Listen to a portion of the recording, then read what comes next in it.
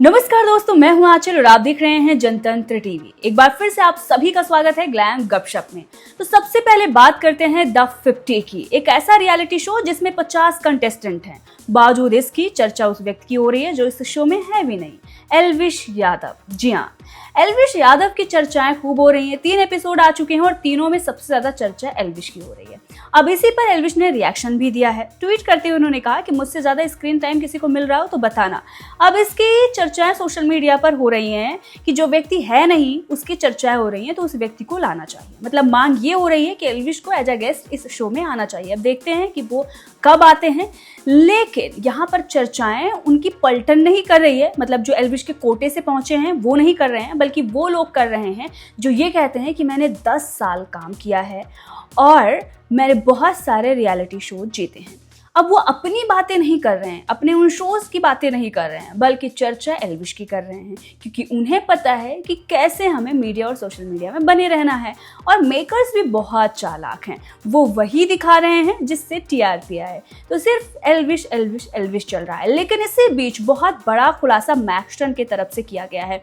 तो जैसा कि आप सभी जानते हैं, 50 लोगों को इस शो में लाया गया है, तो ऐसे में बड़े बड़े किरदार निभाने वाले टीवी स्टार भी हैं, तो कुछ ऐसे लोग भी हैं जो कंटेंट क्रिएटर हैं और कुछ कंट्रोवर्शियल चेहरे भी हैं।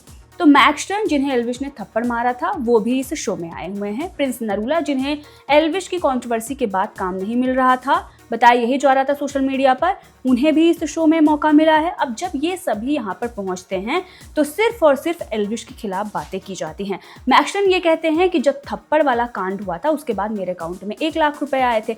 अब इस पर प्रिंस और उनकी पत्नी, हालांकि उनकी पत्नी पहले कहती हैं कि तुम वही हो ना जिसे एल्विश ने थप्पड़ मारा था, और उसके बाद ये कहती है कि सारी बातें इसी शो में क्लियर कर लेना। मतलब बाहर कोई मौका उन्हें अभी तक नहीं मिला, बाहर जाकर वो नहीं बात कर सकते हैं। सोशल मीडिया पर आप अपनी बात रख सकते हैं, लेकिन आपने नहीं रखी। अब इस शो में आने के बाद ही आप सारी चीजें क्लियर कर सकते हैं। और यह भी कहा जाता है कि जल्द ही कर लेना, क्योंकि कौन कब तक टिकेगा ये पता नहीं है।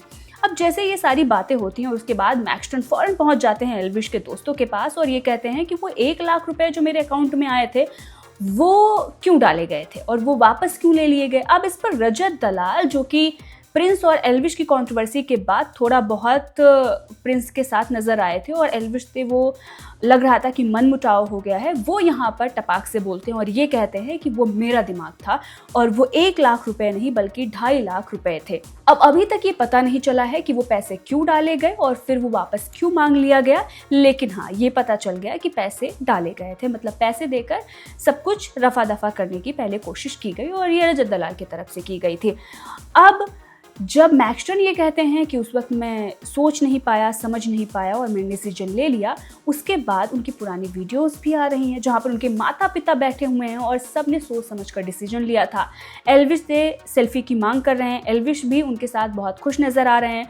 तो वो सारी जब वीडियोस सामने आई तो लोगों ने कहा कि ये मैक्सटन सिर्फ और सिर्फ अपना करियर बनाने के लिए, इस शो में टिकने के लिए ये सारी चीज़ें कर रहा है, क्योंकि 50 लोग हैं, बड़े से बड़े धुरंधर हैं, वहाँ पर आप अपनी जगह कैसे बनाएंगे। तो आप वो सारी बातें करेंगे जिसके बदौलत आप वहाँ पर पहुँचे हैं।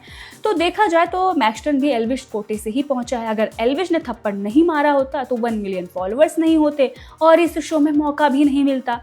अब मैक्सटन को तो धन्यवाद कहना चाहिए एल्विश को, भले ही एक थप्पड़ पड़ा लेकिन करियर तो बन गया। ये सारी बातें सोशल मीडिया पर कही जा रही हैं। अब वहीं दूसरी तरफ प्रिंस नरूला ये कह रहे हैं कि 10 साल का मेरा करियर है, मैंने उसे सबक सिखाया है, वो सिर्फ रील पर गुंडा बनता है। लेकिन गुंडागर्दी किसने की? सड़क पर जाकर वीडियोस किसने बनाई? पार्क में जाकर वीडियोस किसने बनाई? खुलेआम धमकी कौन दे रहा था? लोडेड है, ये बातें कौन कर रहा था? वो प्रिंस नरूला कर रहे थे। सोशल मीडिया पर प्रिंस नरूला को एक बार फिर से आलोचना का सामना करना पड़ रहा है। लोग ये कह रहे हैं कि उस वक्त हमने देखा था एल्विश बहुत शांत थे और एल्विश भी तुम्हारी तरह की बातें कर सकते थे, वो पहले भी लोगों ने देखा है, लेकिन उसके बाद भी उन्होंने समझदारी से काम लिया, वो शांत रहे। लेकिन आप ही जाकर वीडियोस बना रहे थे और जिन पार्क में आप पहुंच रहे थे, जब वहां पर एल्विश के समर्थक पहुंचते थे उससे पहले आप वहां से निकल लेते थे और आप ये कह रहे हैं कि वो वहां पर आए नहीं, वो कुछ बोल नहीं रहा था, जबकि एल्विश उस वक्त शूटिंग कर रहे थे, उनके पास बहुत सारा काम था और उस कंट्रोवर्सी के बाद प्रिंस नरूला के पास कोई काम नहीं था। अब जाकर उन्हें काम मिला है जहाँ पर वो सिर्फ एल्विश एल्विश एल्विश कर रहे हैं। अब बात करते हैं रजत दलाल की। तो रजत दलाल उस कंट्रोवर्सी में जब सामने आए थे, वीडियो बनाई थी, उस बार एल्विश ने कहा था कि मैंने तो नहीं कहा किसी को वीडियो बनाने के लिए। उसके बाद रजत दलाल नाराज़ हो गए थे, लेकिन अब ऐसा नज़र आ रहा है कि वो एल्विश के ही गैंग में हैं, मतलब एल्विश के ही साथ हैं।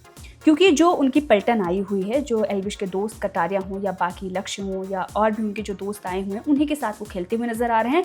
और अब तो बहुत तगड़ी लड़ाई भी हो गई है प्रिंस नरूला के साथ। अब प्रिंस नरूला के साथ लड़ाई हुई है, अब देखना होता है कि क्या कुछ निकल कर सामने आता है, जो कंट्रोवर्सी उस वक्त हुई थी उसको लेकर। तो आने वाले दिनों में बहुत सारी बातें निकल कर सामने आएंगी। खबरें आ रही थी कि रजत दलाल को बाहर कर दिया गया है, उन्होंने दिग्विजय से लड़ाई कर ली है, लेकिन उन्हें बाहर नहीं किया गया था। ये सारी खबरें चल रही थी और भी कई सारी खबरें चलाई जा रही थी कि जो शेर है वो फुकरा या एल्विश है। तो ये सब हो सकता है शो को प्रमोट करने के लिए खबरें चलाई गई, लेकिन इन खबरों में कोई सच्चाई नहीं है। अब जो जनता मांग कर रही है कि एल्विश को शो में लाना चाहिए, देखना ये होगा कि एल्विश वहां पर पहुंचते हैं तो मैक्सटन और प्रिंस कैसे रिएक्ट करते हैं। तो देखना होगा कि एल्विश कब इस शो में आते हैं। फिलहाल अभी तक तो ये द 50 द एल्विश बना हुआ है। हालांकि शो में और भी बहुत सारा कुछ मसाला देखने को मिला है। सपना की और अदनान की लड़ाई हुई है। जिस तरह से अदनान बदतमीजी कर रहे थे, उस पर सपना ने करारा जवाब दिया है, जिसकी तारीफ हो रही है कि ठीक ऐसे ही जवाब देना चाहिए। खानजादी रोती हुई नजर आई और अपने दोस्तों को धोखेबाज कहती हुई नजर आई।